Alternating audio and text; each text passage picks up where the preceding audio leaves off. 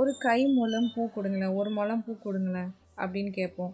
அப்படி இல்லைன்னா ஒரு முழம் அளவுக்கு தான் அது இருந்துச்சு அப்படின்னு சொல்லுவோம். இந்த முழம் அப்படின்னு சொல்கிறதுக்கு, ஒரு கை முழம் அப்படின்னு சொல்கிறதுக்கு இங்கிலீஷில் நம்ம என்ன சொல்லுவோம் அப்படின்னா கியூபிட் அப்படின்னு சொல்லுவோம். என்ன சொல்லுவோம்னா கியூபிட். இப்போ பாருங்கள், இந்த ஹேண்ட் இருக்குது பார்த்தீங்களா, இந்த ஹேண்டு வந்து நம்ம ஃபுல்லாக வந்து நம்ம அளந்தோம் அப்படின்னா அதை தான் ஒரு முழம்னு சொல்லுவாங்க.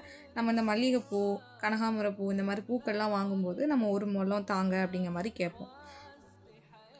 நீங்கள் எப்படி கேட்கணும் அப்படின்னா, please give me a cubit of jasmine.